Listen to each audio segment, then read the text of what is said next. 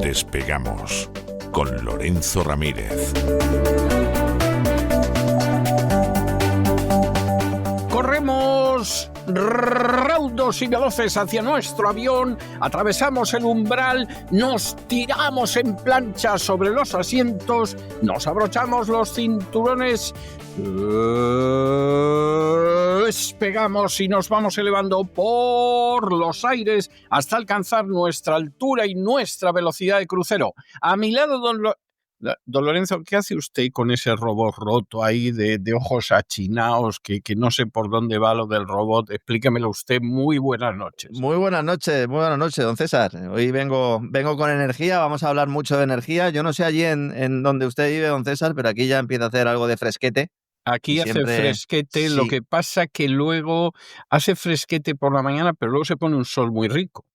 Sí, luego ya progresivamente se va calentando un poco el ambiente. Ya estamos aquí afrontando la preparación para la temporada de invierno. La energía es protagonista, esa guerra energética. Hemos estado hablando mucho sobre la guerra monetaria, la guerra geopolítica en los últimos días. Hoy quería hablar de energía, pero prácticamente estaba preparando el programa cuando ha saltado una noticia. Última hora ya no, porque cuando nos estén escuchando nuestros amigos, pues seguramente ya conozcan que ha fallecido, ha muerto.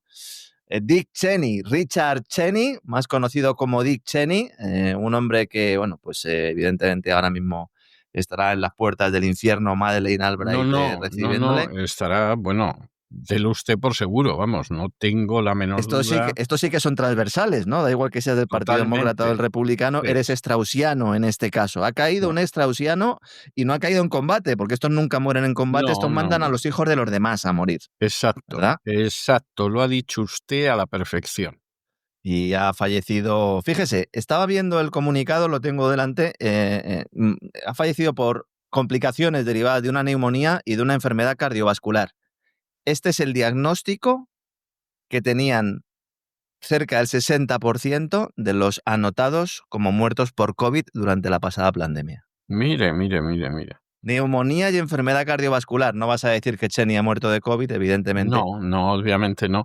Pero fíjese que realmente no era muy mayor, ¿eh? O sea, este es un tipo que hubiera podido vivir perfectamente 10 años más, perfectamente, y que el señor le ha llamado a juicio antes. Sí, 84 años, famoso número 2 de la administración de George Bush. El comunicado de la familia, hombre, yo entiendo que al final es la familia, pero decir que era un hombre grande y bueno... No, era malvado hasta unos extremos verdaderamente impresionantes. Yo lo siento muchísimo. Y no era un patriota, por mucho que nos intenten vender lo contrario. ¿Qué va a ser un patriota? En absoluto, en absoluto. Sí, hombre, claro, te lo venderán porque fue vicepresidente. Claro. Y claro, si es vicepresidente se supone que es patriota. A los intereses de Estados Unidos no le importaron jamás un pimiento. O sea, esa es la pura verdad. Y estaba al servicio de otros intereses muy turbios. Y que no eran los intereses ni de Estados Unidos ni del pueblo americano. Así de Sus amigos suscriptores de cesarvidal.tv, además lo tienen bien fresco porque dedicamos un programa hace muy pocas semanas precisamente a hablar de ese grupo, de los straussianos, que en la legislatura de Bush, antes de que Bush Jr. Fuera presidente, ya se aglutinaron en torno al proyecto para el nuevo siglo americano, el PNAC, por sus siglas en inglés, con aquel informe famoso Rebuilding America's Defense Strategy, Forces and Resources for a New Century, es decir, reconstruir las defensas, la estrategia, las fuerzas y los recursos de Estados Unidos para un nuevo siglo, el nuevo siglo americano. Este informe fue elaborado antes del 11S, un año antes del 11S. Hay que decir que Dick Cheney, considerado el arquitecto de esa guerra contra el terror posterior a ese atentado contra las Torres Gemelas, atentado del cual hemos conocido nuevos elementos gracias a la serie que está haciendo Tucker Carlson, sobre todo el último capítulo, como decíamos también hace un par de días, es muy revelador al respecto. Bueno, ¿cómo tiene, permítame el paréntesis, dígame. cómo tiene Tucker Carlson acierto personal en este país? Los tienen revolucionados, Hace unas horas se reunió el grupo de judíos de la Convención Republicana. Bueno, ya salvo decir, y el que mate a Tucker Carlson va a cobrar esta recompensa, no les faltó nada. O sea, fue Wanted, algo... dead or alive. Bueno, algo vergonzoso, y diciendo, si alguien piensa que porque tenga un programa por crowdfunding, que porque tenga no sé qué, yo pensaba que nos acababa mencionando, ¿eh? O sea, es que era algo de verdad, se puso la cosa en un plan que vamos, era de decir en el plan en el que se está poniendo, o es la gallina o es la voz. O sea, pues de su padre verdad, trabajaba en un banco, el de usted, don César, y el mío trabajaba en gasoductos, no estaban en la CIA, con lo cual alguna diferencia también Hombre, también la hay, que pero eso es bueno, lo que se está sacando ahora, ¿verdad? Dicen, no, si es que en realidad Tucker Carlson es un agente de la CIA y un agente ruso a la vez. Al mismo tiempo. Y bueno, una cosa tremenda, porque es que de verdad que bueno, decir, si piensan que van a cambiar la historia no la van a cambiar. O sea, como diciendo, aquí, vamos, lo llevan claro. Los que piensen que aquí vamos a seguir llevándonos la pasta que podamos llevarnos de los Estados Unidos, nos la vamos a seguir llevando.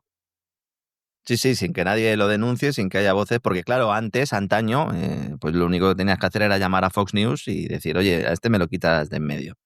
Pero claro, ahora con el surgimiento de nuevas plataformas, y en el caso de Tucker Carlson, además, que yo creo que ha sido, si no el primero, sí indudablemente el presentador y el editor también más destacado que ha realizado o que ha decidido realizar toda su apuesta a través de las redes sociales, luego ya posteriormente, ¿no? También a través de su página web, pero de forma completamente autónoma.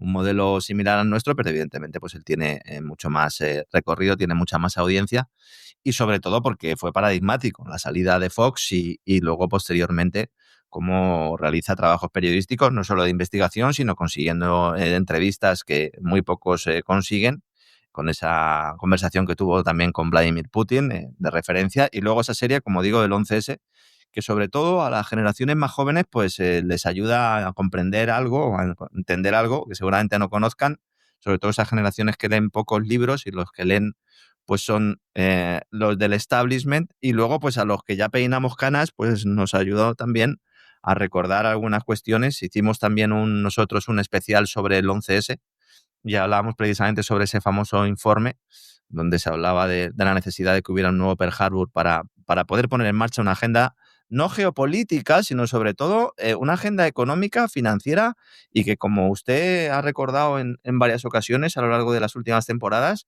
una agenda contra Estados Unidos, es decir, no a favor de Estados Unidos, ¿no? Totalmente en contra de Estados Unidos y de los ciudadanos de Estados Unidos, aunque haya ciudadanos de Estados Unidos que no se enteren y que piensen que este país tiene que estar en una situación de guerra perpetua, y demasiadas pocas guerras en las que está. O sea, eso es así de triste, pero esa es la realidad. Ahora, ¿sí? volviendo al tema de Tucker Carlson, vamos a ver, estamos hablando de una persona que está dando muestras de una integridad tremenda. O sea, no es un tío que, como lo largaron de la Fox, está deseando que lo vuelvan a llamar de la COPE, y mientras tanto, vamos, pone el bull a todo lo que se le ponga por delante. O sea, nada más lejos de la realidad, y eso lo convierte en alguien muy peligroso, muy peligroso. O sea, esa es la realidad. Muy peligroso para el establishment. El documento del proyecto para el nuevo siglo americano, yo no sé si lo he dicho alguna vez, pero en el libro sobre el 11M lo menciono. Este documento se planifica como un programa para el caso de que ganara Bush Jr. Y bueno, pues antes de que la victoria fuera corroborada por el Tribunal Supremo en diciembre del año 2000, Cheney ya estaba trabajando para asegurar puestos claves para este grupo, el proyecto para el nuevo siglo americano. En realidad era el grupo de los straussianos en la Casa Blanca, para colocarnos en el Departamento de Estado en defensa. Y ahí pues Lewis Levy se convirtió en adjunto al vicepresidente Cheney, al mismo. Luego Paul Wolfowitz se convirtió en su secretario de defensa a las órdenes de Donald Rumsfeld, otro de los clásicos. Richard Perle se convirtió en presidente del Consejo de Política de Defensa. ¿A cuál más siniestro? Es decir, sí. Eso es un grupo de personajes pero siniestros, Ujú. aunque es verdad que no tenían la prestancia como para llevar un uniforme de las SS, ¿no? Pero a la hora de despreciar la vida humana, vamos, no tenían Sí, nada sí, que sin ninguna envidiar duda. Ujú. a otros personajes, ¿eh? Luego colocaron al lado de Colin Powell en el Departamento de Estado, colocaron a John Bolton, el antiguo director Claro, precisamente del proyecto para claro. el nuevo siglo americano, para que gestara todo lo de las armas de destrucción masiva. Luego, también es poco conocido los vínculos, bueno, poco conocido a lo mejor entre el que no sabe, los vínculos que tenía el PANAC con el Likud israelí de Netanyahu. Es un grupo, el PANAC, que se funda en 1997 colaborando con las grandes petroleras para entrar a fuego y sangre en Oriente Medio, y también con la participación de James Woolsey, jefe de la CIA durante los 2 primeros años de la administración Clinton. Cheney fue uno de los vicepresidentes con más poder en la historia de Estados Unidos y en los últimos tiempos crítico acérrimo de Donald Trump, hasta el punto de que su hija Liz, su hija mayor, que es congresista también, intentó liderar la revuelta republicana contra Donald Trump para evitar que volviera a repetir, ¿verdad, don César? La amiga Liz Cheney. Bueno, efectivamente, porque claro, esta gente, vamos a ver, estos estaban en el Partido Republicano, hubieran podido estar perfectamente en el Partido Demócrata. O sea, Sí, esa sí. es la Claro, como realidad. Madeleine Albright, que podría haber estado Como también Madeleine perfectamente en Albright, el Partido Republicano también. perfectamente. Claro, claro, Otro personaje tan absolutamente siniestro como Cheney, por no decir incluso más. claro. Sí, sí, Victoria Nolan, si es que podríamos seguir, son todos estos, Robert Totalmente, Kagan, totalmente, sí. los straussianos, los que, a ver, Por el concepto, cierto, con un sí, porcentaje de judíos totalmente sí, sí, desproporcionado, ¿eh? sí, sí, sí, sí, sí, sí, Desproporcionado, absolutamente. Ujú. desproporcionado, vamos, a veces no mayoritario, ya prácticamente generalizado, ¿no? También por si alguien quiere investigar un poquito más sobre este grupo, el concepto straussiano en sí, yo al primero que se lo leí fue a Thierry Meissan, al investigador francés, por si quieren ustedes también buscar información. Tiene una web que se llama voltaire.org, donde también habla largo y tendido de ellos, y de hecho, bueno, pues le hemos citado en muchos de los programas que hemos hecho al respecto. Bueno, yo no sé si allí tiene usted alguna plataforma de extracción petrolífera cerca. Yo esta mañana directamente he abierto el grifo y me ha salido petróleo en lugar de agua. Es decir, sobra petróleo, hay petróleo por todos los sitios. ¿Dónde están aquellos que decían que el petróleo se acababa? Sí, sí, O sea, sí. no, es que esto se está acabando, ya hemos llegado al punto de no retorno, el peak oil. Pues no, señores, sobra petróleo, los precios bajan, se sitúan en el entorno de los $60 el barril, lo cual pues tiene como efecto positivo, evidentemente, que el importe del crudo no eleva aún más la velocidad de No, la espiral inflacionaria. no. Vale, bien. Poca gente sabe que hay un acuerdo entre Arabia Saudí, Rusia y Estados Unidos, un acuerdo a tres para mantener el petróleo en el entorno de los $60-65 el barril. Bien. Poca gente lo sabe. Un acuerdo en el que también está Irán, que por eso dijimos hace una semana que encendió, ¿verdad?, las lucecitas de sus buques para decir, oye, que estamos aquí vendiendo otra vez, para que sepáis que también estamos en el ajo.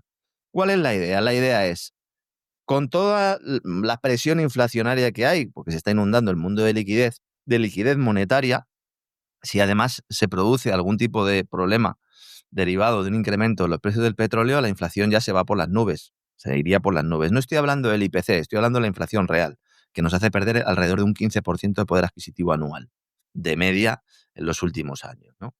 Entonces hay un acuerdo, hay un acuerdo. ¿Qué pasa? Que en el entorno de los $65 el barril, la cosa, bueno, puede ser factible para todos, tanto para los productores de fracking en Estados Unidos como para Arabia Saudí, como para la propia Rusia. Pero un entorno de $60 ya empieza a ser más bajo. Y además hay una pelea dentro de la propia OPEP. La OPEP es la OPEP normal, la que lidera Arabia Saudí. Luego la OPEP Plus, con un más, es en la que estaría también Rusia. Estados Unidos, evidentemente, no está en la OPEP ni está en la OPEP Plus. ¿Cuál es el problema? Que hay otros países productores, tanto fuera como dentro de la OPEP, que están, bueno, pues incrementando también su cuota de mercado, a costa, evidentemente, de los antiguos. Con lo cual también hay una lucha intestina dentro del propio cártel petrolero que cada vez está perdiendo más poder porque cada vez hay más productores externos. Esto es algo bueno para el consumidor, pero es algo malo para el país productor. Entonces, ¿el país productor qué pasa? Que le empieza a ver las orejas al lobo. Entonces, inmersos en esta guerra por la cuota de mercado, sobre todo, como digo, con la irrupción de la producción de países fuera del cártel de la OPEP, plus entre los cuales destaca, evidentemente, Estados Unidos, con esas plataformas de extracción usando facturación hidráulica para extraer hidrocarburo de esquisto y que necesitan que no bajen mucho más los precios para ser rentables. Y así, y esta es la siguiente derivada, poder pagar a los bancos las enormes montañas de créditos solicitados.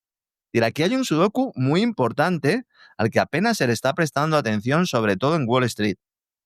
Entonces, ¿qué es lo que ha pasado? Que Arabia Saudí y Rusia acaban de acordar un pequeño aumento en la producción de petróleo para diciembre, que estaba prevista, pero el próximo año ya van a dejar de incrementar la producción. No es que vayan a cerrar el grifo, pero no van a incrementar el caudal de ese grifo. Algunos analistas, sobre todo anglosajones, atribuyen este cambio de estrategia a las sanciones de Estados Unidos a los gigantes rusos Lukoil y Rosneft. Bueno, es verdad que algo tiene que ver, ¿no? Que algo afecta, pero las raíces son mucho más profundas que eso. Sin duda, sin duda, sin duda. Esto es un elemento coyuntural que además tampoco sabemos cuánto tiempo va a durar. Pero claro, el grupo de países productores empieza a ver que una sobreproducción ahora podría volverse en su contra más adelante. Entonces, al hacer una pausa, ¿qué hace la OPEP Plus? Pues proteger precios, proyectando cierta unidad, que como digo es irreal, y ahora mismo dentro de la OPEP están adentelladas, como sucede en todos los cárteles. Don César, ¿cómo acaban todos los cárteles al final? Porque uno deja de cumplir. Exacto, sí. Y porque hay quien quiere que se cambien las reglas y efectivamente... Oiga, ¿por qué yo solo puedo incrementar mi producción un 5%? Si yo necesito incrementarla un 10 o un 15 para poder tener unas finanzas públicas saneadas, y entonces hay una lucha y una guerra. Luego está la cuestión financiera, que es muy relevante. En estos últimos programas del Despegamos, estamos citando algunos factores que se están eludiendo y que pueden al final ser el germen de la próxima crisis financiera. Hablábamos el otro día de los créditos a las empresas que se están empaquetando y se están vendiendo como si fueran subprime. Hoy también quiero prestar atención a esto porque hay una cuestión financiera muy importante, porque los tipos de interés son mucho más altos ahora mismo que en cualquier otro momento en el que la industria petrolera se haya enfrentado a una situación similar en los últimos 25 años. Y entonces, para financiar ese excedente, el próximo año es caro. ¿Por qué hay que financiar el excedente? Porque ese crudo hay que guardarlo en algún sitio. Petróleo, si sobra, si no se vende, hay que guardarlo. Y eso tiene un coste. Entonces, cuando surge un gran excedente, la forma de la curva de precios del petróleo cambia para que el almacenamiento resulte económico. Entonces, a medida que las existencias comienzan a acumularse, la curva se va invirtiendo y los precios al contado caen por debajo de los precios a plazo. Esto es lo que en el sector se denomina el contango. Entonces, los operadores pueden comprar crudo a bajo precio, lo almacenan y aseguran un beneficio en el futuro o mediante una venta a plazo en el mercado de derivados. Esto hay que financiarlo, y hay que financiarlo a tipos de interés más altos que en situaciones similares. ¿Esto cuándo ha pasado?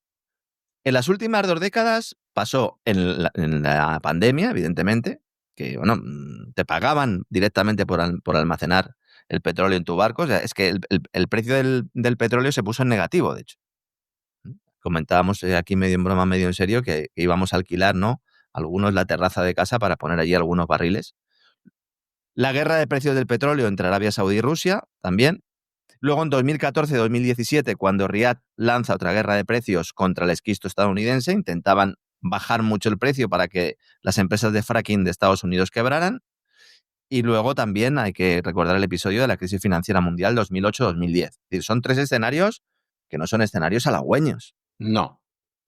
Y aquí parece que no pasa nada. No pasa nada, ¿por qué? Porque el barril está a $60. ¿Quién está absorbiendo gran parte del exceso de oferta, haciendo que este problema sea menor? China. Es decir, ese discurso de que China compra menos petróleo y por eso sobra petróleo es falso. No es que sea inexacto, no, es profundamente falso, porque China lo que está es absorbiendo gran parte de este exceso. Efectivamente.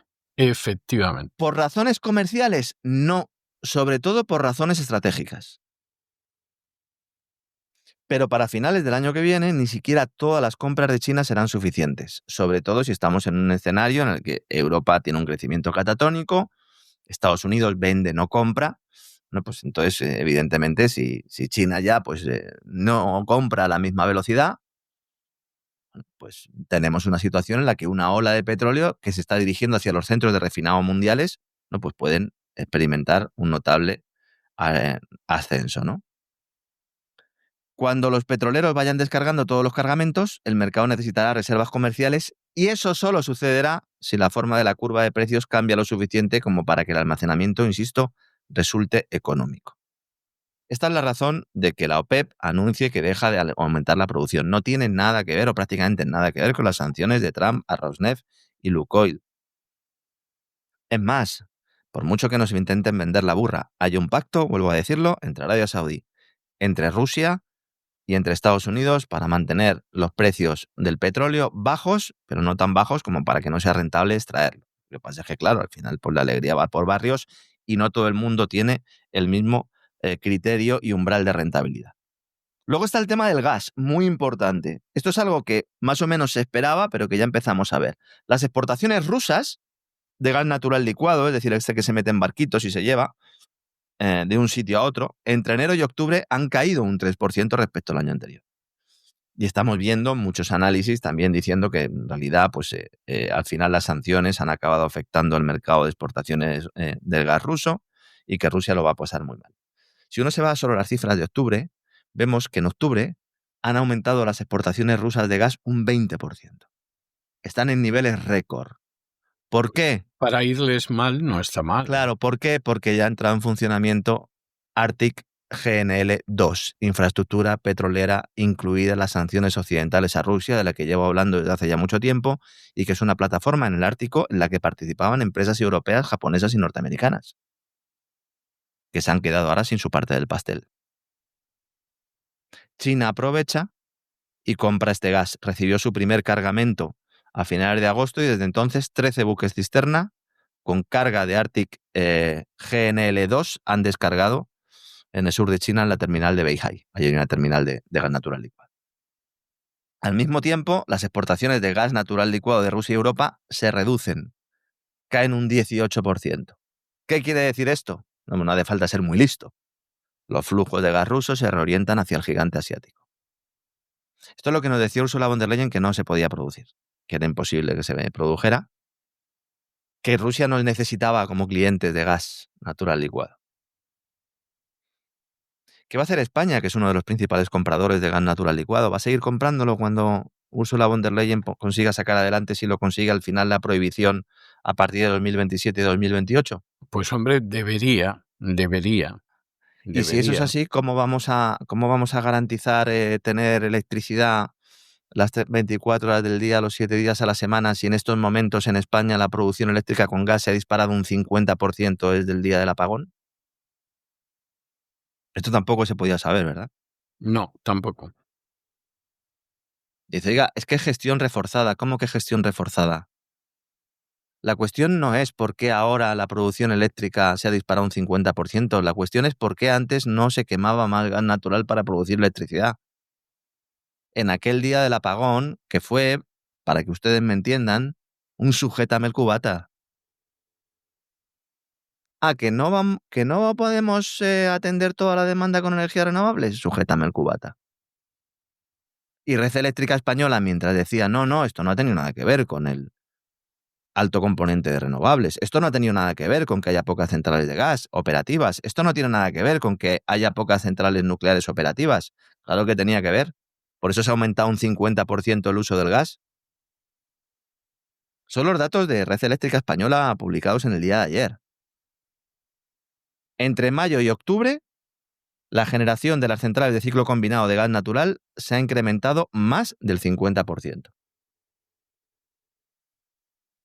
¿Por qué? Porque Red Eléctrica lo que hizo fue programar masivamente precisamente el uso de este gas, los ciclos combinados, en los llamados servicios de ajuste para evitar los problemas de tensión en la red que provocaron el famoso blackout.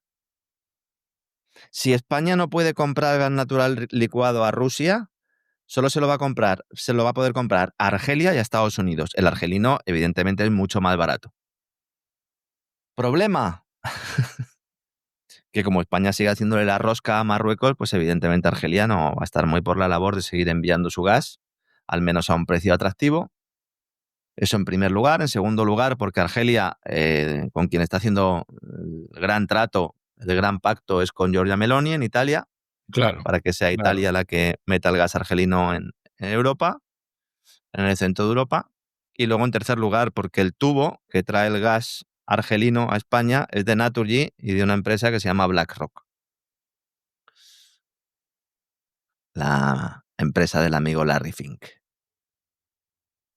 Dice, ¿y a Rusia esto le preocupa? Pues no, porque no solo va a seguir vendiendo a China, sino que también va a seguir vendiendo a Japón. La primera ministra japonesa ha dejado claro a la Casa Blanca que Japón va a seguir comprándole gas a Rusia para evitar que se disparen los precios de la electricidad. Y precisamente desde la plataforma que comentamos aquí hace una semana de la isla de Sajalín, que está controlada por Gazprom, y ya hablábamos, ¿no?, de que era una instalación que quedaba relativamente cerca de Japón. Bueno, relativamente no, en comparación con Estados Unidos está muy cerca, evidentemente.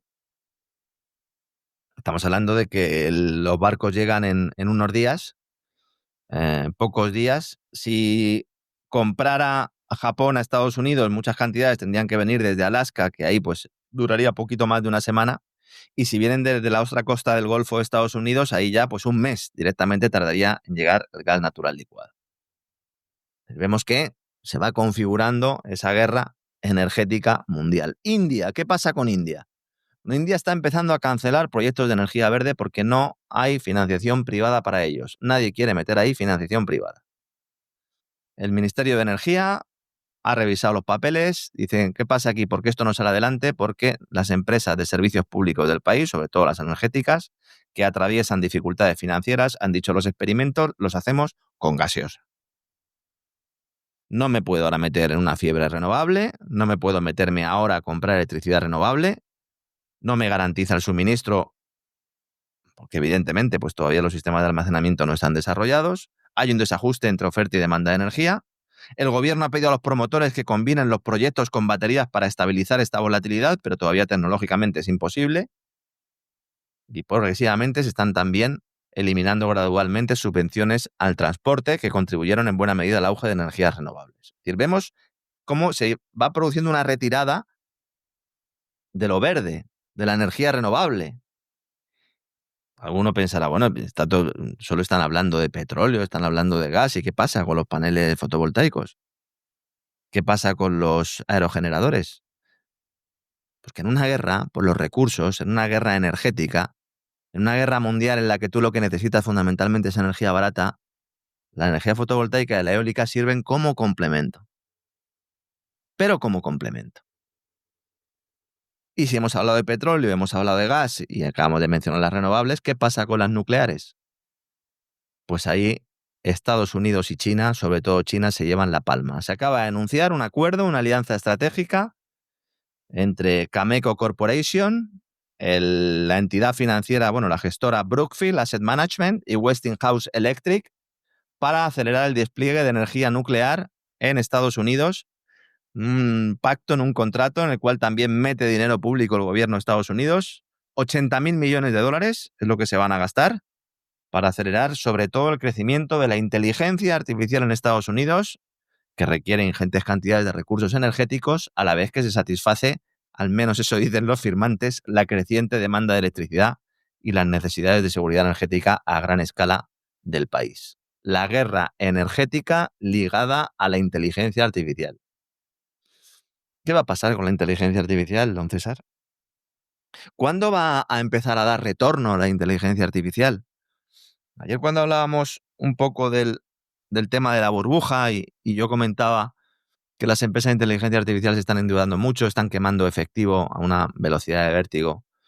Y yo comentaba, ¿no?, que Sam Altman pues ha dejado claro en algunas ocasiones, el principal directivo de OpenAI, que está dentro de unos 5 años vista, pues no van a poder ser rentables. Y me enviaba uno de nuestros oyentes un informe, además del propio Altman, que dicen que para ganar $1 en inteligencia artificial, ahora mismo hay que gastarse 7.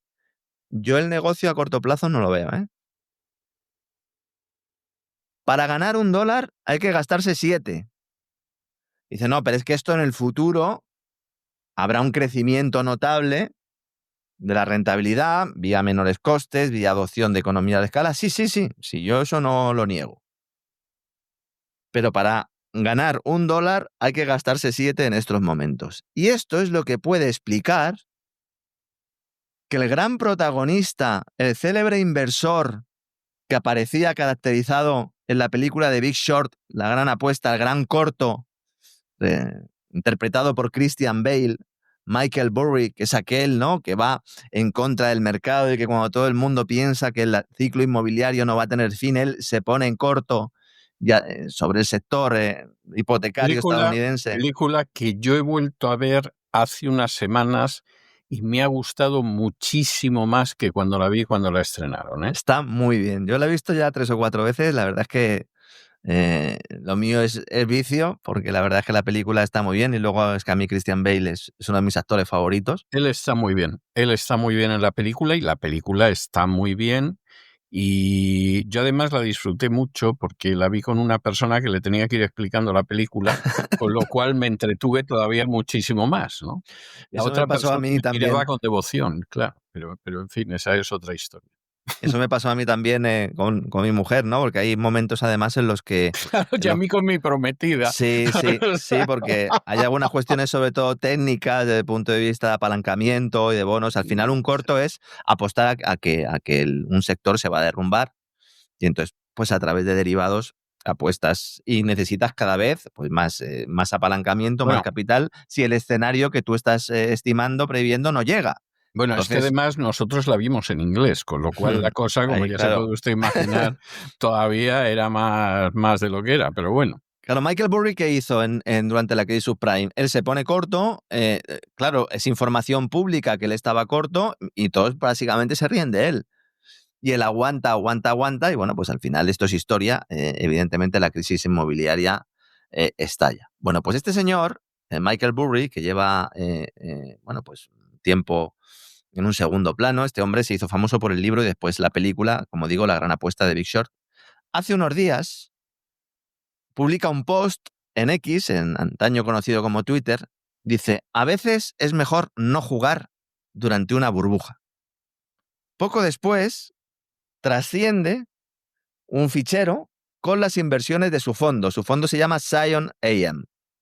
Y ahí se constata que la nueva gran apuesta de Burry, su nuevo gran corto, es la inteligencia artificial, don César. Pues mire, yo no quiero decir nada, pero a mí me parece una buenísima noticia. Usted quiere que sea un mercado de inteligencia artificial, sí, ¿no? Yo lo deseo con toda mi alma. No veo en absoluto cómo puede suceder eso. O sea, se lo digo claramente y me da una alegría tremenda que se vaya a hacer gárgaras, ¿eh? Hombre, vamos a ver, al final posiblemente... Hay una limpieza, ¿no? Una limpieza de perspectivas infladas de crecimiento, como pasó en su momento con las .com, ¿no? Lo que pasa es que las .com nos trajeron luego a Dick Cheney, que también hay que decirlo. Hay que decirlo. Claro. No, y en cualquier caso hay otro elemento que a mí me parece que es bastante claro y es que al final el hombre puede pretender construir una torre con la que alcanzar el cielo, pero claro, baja la divinidad en sus 3 personas y confunde las lenguas y la Torre de Babel se queda en lo que se queda, ¿no? Y entonces esto en última instancia es lo que nos salva a los demás, porque claro, vamos a ver, igual que el anuncio de que finalmente el euro digital no va a poder ser a finales de este año y ya como mínimo en el 29, pues todo eso son buenas noticias, o sea, ¿para qué nos vamos a engañar? Sí. Y luego desde un punto de vista financiero, porque, bueno, lo hemos comentado en muchas ocasiones, ¿no? Al final, si tú tienes un sector que tiene unas perspectivas de crecimiento que al final están impulsando a todos el resto de índices y está generando una exuberancia irracional, por utilizar las mismas palabras del famoso libro de Alan Greenspan, otro hipócrita también, nivel 10 sobre 10, podríamos decir. Bueno, pues evidentemente hay un riesgo ahí de que se produzcan ajustes. Bloomberg hace unos escasos minutos publicaba una exclusiva diciendo que hay directivos de Wall Street avisando de que realmente pues hay una sobrevaloración notable, sobre todo en el ámbito tecnológico. Yo creo que esto no lo puede negar nadie. Ahora, hay que tener los cuadrados para hacer lo que ha hecho Michael Burry, porque es que el 80% de su fondo de cobertura, de su cartera, la ha destinado a apostar a la caída de Palantir y de Nvidia, con un par. Esto sí que es tener arrojo. Eso es valentía y lo demás son cuentos chinos. O sea, si hay 2 empresas que ahora mismo son el santo y seña, no solo de la inteligencia artificial y de la nueva economía digital y de la tecnología, sino del empresariado occidental son Palantir y Nvidia, sin ninguna duda. Bueno, pues se ha puesto corto. Alguno me estará diciendo, bueno, y dentro de su cartera el resto, ese 20%, ¿tiene apuestas alcistas? Pues sí. Una de las apuestas alcistas es la petrolera Halliburton, precisamente. Fíjense, estoy diciendo que hay un entorno de bajos precios del petróleo, pero él apuesta por Halliburton. También vieja amiga de Dick Cheney. Vuelve a aparecer aquí Dick Cheney como un fantasma. Está todavía el cuerpo caliente y ya se nos está aquí apareciendo Dick Cheney. Si se les aparece Dick Cheney, cojan una cruz corriendo y pónganse a rezar porque es el mismo diablo seguro que está detrás. Y también, junto con Halliburton, otro compañero de fechorías, que es Pfizer. También es una de las apuestas de Michael Burry. Fíjense, al final, cómo son las cosas, ¿no? Bueno, veremos si se equivoca o no. Este hombre, evidentemente, no es infalible. Infalible solo hay uno. Y es precisamente al que no va a ver nunca el señor Dick Cheney. Bueno, no sé si en el futuro, a lo mejor, ahí ya se me escapa absolutamente. Pero bueno, evidentemente tenemos ese contexto, tenemos esa noticia y de verdad que es muy destacable que Michael Burry se ponga corto con la inteligencia artificial. Además, justo el día, fíjese, estaba él publicando este post y entonces Palantir anuncia resultados, anuncia que ha tenido unos ingresos mayores de lo esperado y o sea, al mismo tiempo que Nvidia se beneficia del acuerdo de la paz, al menos temporal, entre China y Estados Unidos, con lo cual podría otra vez vender chips en China, si China quiere, porque ahora el gobierno chino no está muy claro si va a levantar la prohibición a sus empresas para que compren chips de Nvidia, pero en todo caso en un escenario que se va abriendo como algo positivo, tanto para Nvidia como para Palantir, que Palantir, pues cuanto más vaya avanzando este estado mundial de supervigilancia masiva, pues evidentemente Palantir gana. Encantados de la vida, encantados de la vida. Y además el mismo día en el que Amazon anuncia los despidos y firma prácticamente justo después un acuerdo con OpenAI, con la compañía de Sam Altman, los de ChatGPT, acuerdo de 7 años, $38.000 millones con OpenAI para proveer capacidad de computación a través de su división, Amazon Web Service, que es precisamente la que se cayó hace unos cuantos días. Esta división, que es una de las más importantes de Amazon, muchísimo más importantes que lo que es la tienda digital, la tienda web. Es decir, Amazon, fundamentalmente su unidad de crecimiento está ahí, en esa nube, y básicamente es un convenio que contempla el uso de cientos de miles de unidades de procesamiento gráfico de NVIDIA, las tarjetas gráficas de toda la vida, las que hemos utilizado y seguimos utilizando muchos para nuestros ordenadores, y que representa pues el primer contrato de OpenAI con el líder mundial en infraestructura en la nube. Esto es importante porque así OpenAI se sale un poco del brazo o del ala de Microsoft. Microsoft, de alguna manera, pues es de quien dependía exclusivamente hasta este momento. Así que vemos cómo la inteligencia artificial se va moviendo. También Amazon es noticia porque hemos conocido cómo Amazon y Google, gigantes tecnológicos, aceptaron una serie de condiciones para conseguir un lucrativo contrato con el gobierno israelí, mediante el cual funcionarios israelíes crearon un requisito para que estas empresas norteamericanas, estadounidenses, por si alguien todavía va despistado, enviaran mensajes codificados al gobierno de Israel revelando las identidades de los países a los que se habían visto obligados a entregar datos israelíes. Amazon y Google están espiando para el gobierno israelí. Ya no solo para el gobierno estadounidense o para la NSA o para la CIA o para cualquier agencia de inteligencia norteamericana. Amazon y Google están espiando para Israel. Lo ha publicado el diario The Guardian. Y yo, después de leer la información, me he quedado con la sensación de que es solo la punta del iceberg. Eso es solo la punta del iceberg. Es terrible, pero es la punta del iceberg. La verdad es que Estados Unidos va avanzando hacia ser simplemente un simple protectorado de Israel, y bueno, pues aquí sabrá la población lo que quiere hacer, ¿eh? Fíjense que cómo es el asunto, porque esta cláusula, no sé si es una o varias cláusulas, porque The Guardian no lo especifica, pero esta exigencia obligó a Google y Amazon a eludir obligaciones legales en países de todo el mundo, porque esto es ilegal en la gran mayoría de los países. Totalmente. Entonces tú firmas un acuerdo con Google y Amazon para que en su actividad en otros países viole la ley de esos países, suministrándote a ti información además codificada.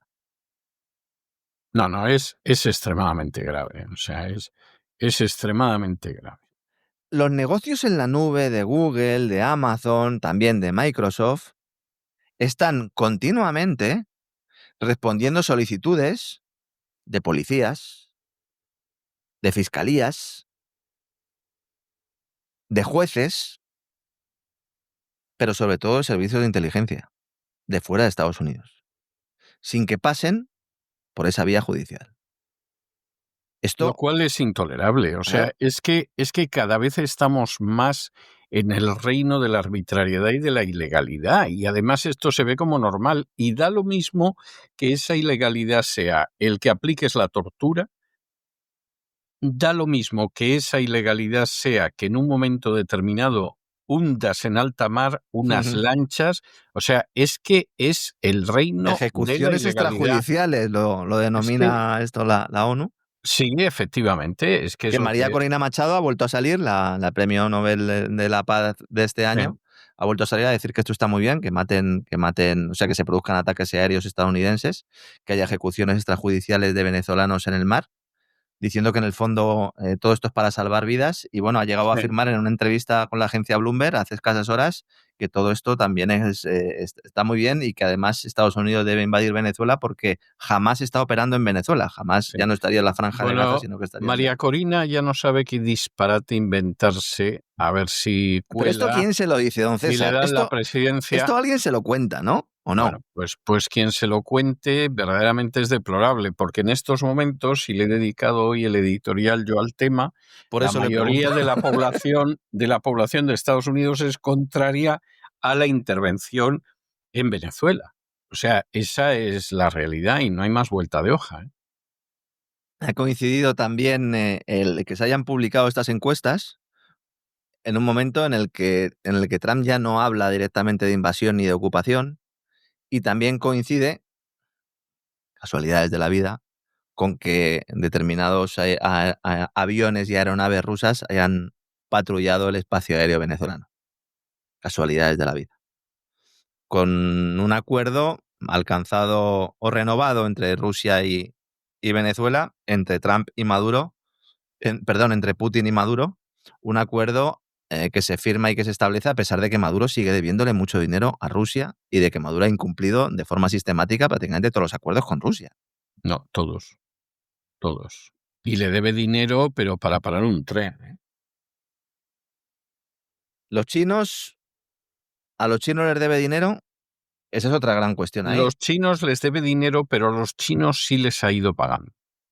Es decir, a los chinos sí les ha ido pagando porque necesitaba el grifo, en este caso, no por una defensa militar, sino sobre todo para que siguieran apoyando determinadas operaciones y financiación de infraestructuras. Es un poco el modelo chino, que en este caso, pues Rusia lo que le ofrecía era fundamentalmente pues apoyo militar, que es lo que está ahora mostrando, al menos públicamente, en medios de comunicación, sobre todo es lo que quieren destacar tanto medios rusos como venezolanos, porque esto también medios rusos lo están diciendo. China. ¿Qué está pasando con China? Bueno, China ha decidido ofrecer energía barata a gigantes tecnológicos, precisamente, pero para impulsar sus chips, los chips de inteligencia artificial nacionales, han aumentado subvenciones que reducen hasta la mitad las facturas de energía de algunos de los centros de datos más grandes del país. Con esa idea, ¿no?, de competir con Estados Unidos e impulsar su industria nacional, al mismo tiempo que reducen las subvenciones al coche eléctrico. China elimina la fabricación de coches eléctricos de la lista de industrias estratégicas. ¿Esto qué implica? ¿Que van a tirar a todos los coches al mar? No. Que ha llegado un momento en el que el sector de los automóviles eléctricos chinos ya no necesita apoyo público. Es la primera vez en más de una década que en los planes quinquenales que elabora el Partido Comunista Chino sacan al coche eléctrico. Es verdad que Pekín ya había eliminado algunas subvenciones hace unos años, en un primer intento. Esto provocó un fuerte descenso de la demanda, porque evidentemente quitar subvención, bueno, imagínense, si quitaran todas las ayudas y todas las subvenciones al coche eléctrico en Europa, pues no se vendería ni uno. Entonces, se reanudó, se ajustaron algunas medidas y la demanda volvió a repuntar. Ahora parece que ya sí que va la vencida, porque China se centró desde el principio en crear una industria automovilística propia, alejándose de los motores de combustión pura, pasando también a propulsores alternativos, y al clasificarla como una industria de importancia estratégica, a lo largo de los años pues han destinado miles de millones en subvenciones, tanto del gobierno central como al nivel provincial. Y esta política ha contribuido a que los fabricantes chinos pues, hayan avanzado muy rápido, se haya apoyado masivamente la demanda en el mercado nacional, se hayan podido crear cadenas de suministro, conocimientos especializados y además teniendo la materia prima con esas tierras raras de las cuales hemos hablado largo y tendido en los últimos días, ¿no? Ahora toca retirar ese apoyo público. ¿Por qué? Porque China domina el sector de la tecnología de la movilidad eléctrica y de las baterías. Por lo tanto, no tiene sentido darle prioridad. ¿Esto implica que China vaya a ordenar una reducción de la capacidad? No. Pero a partir de ahora, y esto es un mensaje que deben grabarse a fuego todos aquellos que todavía no se han enterado de cómo funciona la economía del planeta, a partir de ahora en China, el mercado va a desempeñar un papel más importante a la hora de decidir quién sobrevive. En China, ni en Europa ni en Estados Unidos, en China. El gobierno chino dice, bueno, pues ya está, ya somos líderes, ahora competid. Competid. Y al mismo tiempo se destinan esos recursos a otras cosas, como digo, a esa inteligencia artificial y luego la gran apuesta es la apuesta nuclear. China ha lanzado una apuesta de centrales nucleares para generar energía, bueno, como nunca se ha producido en ningún momento de la historia ni en ningún país. Miren, los costes de construcción en Estados Unidos de una central nuclear se han multiplicado por 10 desde los años 60. En Francia se han duplicado. En China se redujeron a la mitad durante la década de los años 2000 y se han mantenido estables desde entonces. Saque cada cual sus conclusiones. Estos son datos publicados en el New York Times. Esto no lo ha publicado una agencia china extraña, no, lo ha publicado el New York Times.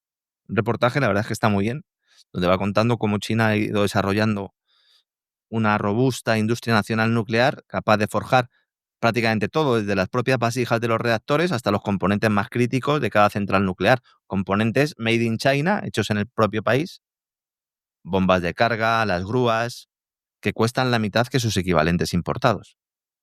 Como consecuencia, si se mantiene esta tendencia, en 2030 China supera a Estados Unidos como la mayor potencia nuclear del mundo.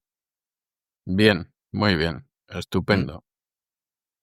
Hoy China tiene tantos reactores en construcción como el resto del mundo conjunto. Es que este tipo de datos le dejan a uno de piedra. Tiene casi tantos reactores en construcción como el resto del mundo combinado. Esto no es una apuesta, es una política de Estado que no termina además en sus fronteras, porque China ya ha puesto en operación 2 reactores en Pakistán, tienen planes de seguir expandiéndose en Asia, en África, en Sudamérica, y luego hay una exportación de tecnología. Entonces tú cuando vas a negociar con un país y le dices, oye, ¿tú cuánto le debes al Fondo Monetario Internacional? Dice, pues yo le debo 15.000 millones de dólares. Muy bien. Dice, oye, ¿a ti no te interesaría cambiar esta deuda en dólares por yuanes? Te rebajo el tipo de interés. Te hago una central nuclear. Y tú me dejas, además, que te haga aquí un puerto extraordinario o una vía férrea, si no tienes acceso al mar. ¿Me dejas a mí pasar por aquí en el proyecto de la nueva ruta de la seda? Te voy a poner también unas cámaras y voy a meter aquí a Huawei para que te vigile, pero ¿te apetece el proyecto? Y entonces el país en cuestión mira esa oferta, la tiene a un lado, mira al otro y tiene al Fondo Monetario Internacional de Cristalina Georgieva diciéndole, oye, devuélveme el dinerito que te quiero saquear todo lo que tienes en tu país. O tiene a Scott Bessent, claro. No es muy seductor, ¿eh? Claro. O Scott Bessent diciendo, tienes que elegir, ¿verdad? Como han hecho con Argentina. Dice, oye, pues tengo que elegir, sí, pues mira, voy a elegir a estos. Vamos a ver restricciones al desarrollo de energía nuclear, de centrales nucleares para producir energía en países que lleguen a tratos con China acusándolos de empezar a fabricar bombas nucleares, como ha sucedido con Irán. Pues que se preparen porque el trabajo va a ser arduo, ¿eh? Porque hay muchísimos países. Y ahora llega la otra gran cuestión, y esto lo ligamos también con Irán. ¿Los países tienen derecho a tener energía nuclear? ¿Todos? Y si no tienen derecho, ¿quién decide quién tiene derecho y quién no tiene derecho? Dicen, no, es que pueden hacer bombas, ya, pero Proyecto Islero, España. Carrero Blanco, asesinado. Ha llovido ya. No hay mal que por bien no venga, decía Franco. Igual es que no estaba muy a favor tampoco del No, a lo operativo. mejor se enteró. Por cierto, y aprovechando que estamos en ello, Sí. quien tumba fundamentalmente la posibilidad de que España tenga la bomba atómica es el Opus.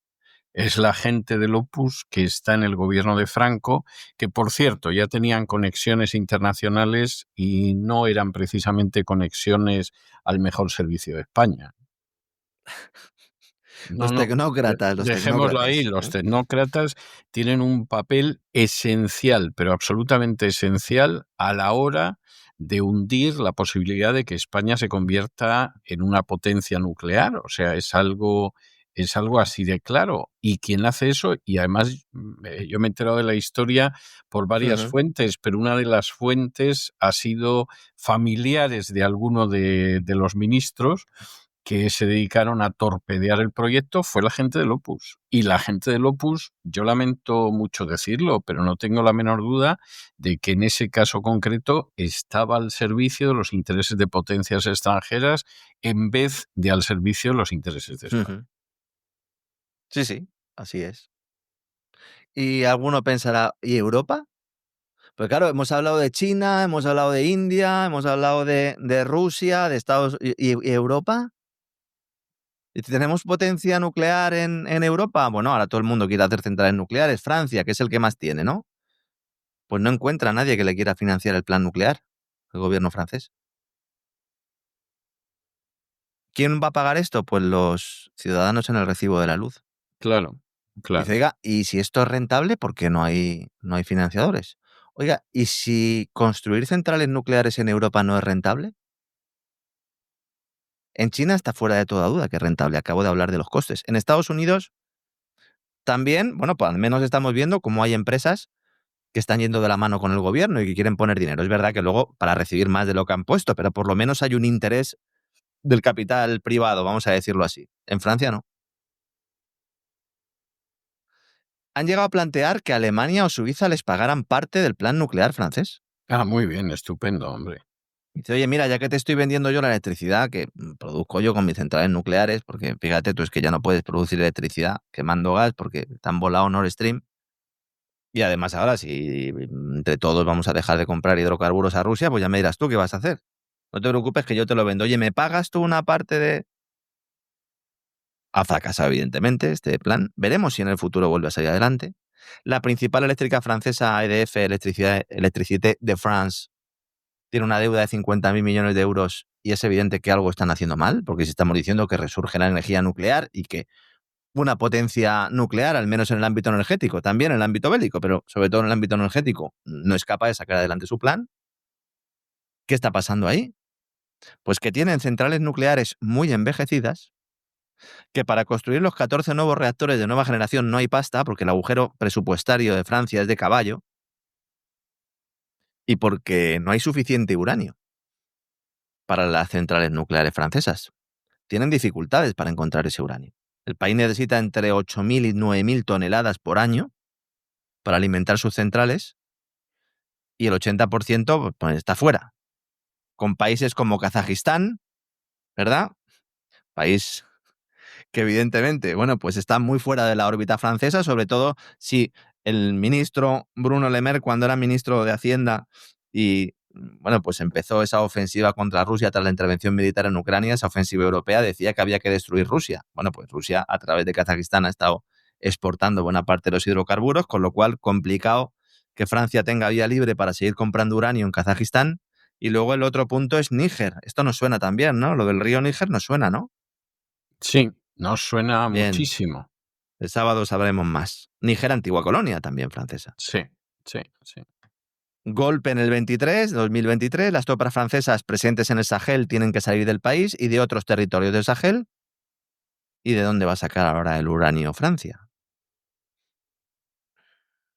Francia es el principal productor de energía nuclear de la Unión Europea. Y bueno, estamos hablando de 57 reactores en 19 centrales, aunque insisto, muchos son antiguos y estaba previsto su cierre. Y tienen problemas de corrosión, algunos graves, porque bueno, pues no estaban preparados o al menos no estaban planificados que estuvieran abiertos tanto tiempo. Alemania dice, sí, nosotros también vamos a hacer centrales. Dice, ¿cómo que vais a hacer vosotros centrales? Pero vosotros no habíais dicho, sí, lo que pasa es que nosotros de fisión no, nosotros lo vamos a hacer de fusión. Dice, ¿y cuántas vais a hacer de fusión? Dice, vamos a hacer una y si funciona bien, hacemos otra. Ya haremos otra. Sí. La fusión es lo contrario de lo que hoy se realiza en las plantas nucleares. Es decir, la fisión nuclear es lo que se hace. En la fisión, los átomos se dividen. Fisión. Se crea una reacción en cadena y se genera energía. Esa es la fisión. Luego está la fusión, que aquí, en lugar de separar, lo que haces es colisionar dos núcleos atómicos. A unas temperaturas y unas presiones muy elevadas, se fusionan y liberan energía. Básicamente es el mismo proceso por el cual el hidrógeno del Sol se convierte en helio, lo que genera la luz solar y que hace posible la vida de la Tierra. Claro, dice, oiga, pero ¿esto qué es experimental? Bueno, pues prácticamente, porque esto es a largo plazo. Esto es una apuesta que, pues dentro de unas décadas, a lo mejor, pues sí. Y mientras tanto, ¿qué vas a hacer, Friedrich Merz? ¿Qué vas a hacer mientras tanto? Me está usted recordando una película española, bastante mala, por cierto, una película española, creo que se llamaba Vivancos 3. Sí, la he visto. Que protagonizaba el Gran Wyoming, una cosa espantosa, pero la película que se llamaba Vivancos 3 decía, si sale bien, hacemos las dos anteriores. Y no hace falta que le diga que nunca hicieron las dos anteriores. Si gusta, haremos las dos primeras. Eso, haremos las dos primeros, exactamente. Si gusta, haremos las dos primeros, que por supuesto no se hicieron nunca, cosa comprensible, ¿no? Y con esto me pasa exactamente igual. O sea, esto suena como si sale bien, pues hacemos la siguiente. Que yo no digo que no haya que apostar por la fusión nuclear. A ver, no me malinterpreten. Pero si tú tienes un problema de caballo, si tienes un problema elefantiásico ahora mismo, porque te han volado Nord Stream en tu cara, no has dicho nada, estás pasando por el aro diciendo que tampoco le vas a comprar gas natural licuado a los rusos cuando habías estado haciendo plataformas de gas natural licuado, al final se lo vas a comprar a americanos a precio de oro. Oye, soluciones. No, vamos a hacer una central de fusión. Bueno, pues muy bien, vale, esto está muy bien, pero ¿y qué más? Dice, pues vamos a quemar gas. Claro, ¿gas de quién? De Estados Unidos. ¿A qué precio? Dice, bueno, también vamos a reabrir nucleares viejas. Bueno, esto estaba en el programa de gobierno, pero no hemos tenido ninguna novedad al respecto. Lo que sí están haciendo, y además lo han dicho varios ministros alemanes, es lo van a basar todo en las subvenciones para el consumo y la producción eléctrica, es decir, en la deuda. Fíjense, el diferente panorama. Estamos hablando de Estados Unidos, las centrales nucleares, captación de recursos públicos, privados para la inteligencia artificial. China apostando por las centrales nucleares de forma masiva. Europa, este es el panorama. Bueno, y si hablamos de España. Bueno, ya el panorama de España, eso sí que están en si gusta, hacemos las dos anteriores. Vamos Totalmente. A ver. Se está hablando ampliar la vida útil de nucleares españolas en funcionamiento. Esto es inviable económicamente. La prueba de ello es que las eléctricas no quieren poner un euro al respecto y quieren que lo paguemos nosotros vía contribuyentes, vía factura de la luz. Es verdad que si se alarga la vida útil, por ejemplo, ¿no? La central de Almaraz, que es la que está ahora mismo un poco en esa tesitura, tiene 2 reactores. Si se alarga la vida útil de entre 2 y 3 años, pues las inversiones serían menores. La negativa de las propietarias de las renovables, que son también las propietarias de las nucleares, a asumir los costes de la regulación de tensión, van a hacer que entre en el mix más generación con gas. De hecho, está pasando ya. Y por tanto, subirá el precio de la electricidad. Si sube el precio de la electricidad, puede hacer esto más rentable. Esto es algo que comentaba el ingeniero Fernando Rodríguez, además oyente de este programa y especialista. Y que además él sigue insistiendo en un dato que es verdad, ¿no? Yo a veces incluso he discutido con él en redes sociales, pero de esto sabe infinitamente más que yo, ¿no? Aunque en algunas ocasiones yo creo que él, al estar dentro del sector, pues creo que tiene una visión un poco de lupa. Pero en estos momentos las nucleares de nueva construcción no son rentables en la Unión Europea, porque producen electricidad más cara aún que los ciclos de gas. Por eso yo sigo defendiendo desde hace mucho tiempo que la voladura del Nord Stream y en general las sanciones a Rusia, al gas ruso, están destinadas a incrementar el precio del gas. De tal manera que hagan atractivas las nucleares. Y de paso a quebrar, a hacer que la Unión Europea quiebre económicamente claro. y las corporaciones, los capitales y los cerebros se vengan a Estados Unidos. Claro. Y acabar con el papel de Alemania como garante de alguna manera de la ortodoxia monetaria y como policía para que no se incrementara la deuda, y todo eso pues lo han conseguido. Es decir, el plan está muy bien diseñado. Está muy bien diseñado. Ese es el escenario que tenemos energético. Sé que hoy me he centrado mucho en la energía, pero quería hacer una fotografía con todo resumido y relacionado, porque a veces, ¿verdad?, damos pequeñas pinceladas y a lo mejor no nos sirven esas pinceladas para ver el cuadro completo, y hoy lo hemos podido ver, además ligando la cuestión con la inteligencia artificial y empezando y casi terminando, pues en este caso le iba a dar el pésame a la familia de Echenique, aunque en lugar de darle el pésame yo creo que a lo mejor habría que felicitarles, ¿no?, a la familia de Echenique, porque ahora van a vivir un poco más tranquilos, ¿no? Bueno, yo no sé, no estoy muy seguro, no sabría decirle, desde luego la hija era de tal palo tal astilla. O sea, sí, bueno, la hija, bueno, pues sigue dando guerra, ¿no? Sigue dando guerra ya en el Congreso. Sí. Y desde luego, pues, es la hija mayor, Liz, Elizabeth, que, bueno, pues, insisto, intentó liderar ahí un grupo de republicanos contra Donald Trump, evidentemente fracasó. Y bueno, pues también ella es la mujer republicana con más alto rango en el Congreso. Sí. Y también se presentó a primarias en su momento, es decir, que esta mujer, bueno, pues ese escaño por Wyoming que lo tiene, pues en agosto de 2022. Eso lo va a tener para toda la vida, lo cual demuestra que hay cacicatos incluso en un sistema teóricamente tan perfecto como el de Estados Unidos. Ella fue y en el año 2022 lo perdió ese escaño en esas primarias frente a Harriet Hageman, y bueno, pues en noviembre del 2022 ya no siguió luchándolo, pero vamos, que a esta familia no le va a faltar de nada, también se lo digo, don César, que los Cheney no creo que le falte absolutamente nada. No, en absoluto. Ella fue vicepresidenta del comité para investigar el ataque del 6 de enero al Capitolio de Estados Unidos, por lo tanto, una de las que participó en el proceso de encubrimiento de aquel evento que analizamos en cesarvidal.tv y en el cual pues hay muchos elementos que nos indican que también fue un inside job, un trabajo interno, como en buena medida lo fue también en 11S. Y con esto pues cerramos el capítulo de hoy, don César. Como empezamos, acabamos, cerramos el círculo. Efectivamente, le ha quedado usted redondo, nunca mejor dicho, nunca mejor dicho. Un abrazo muy fuerte, don Lorenzo, hasta mañana, Dios mediante. Fuerte abrazo, don César, hasta mañana.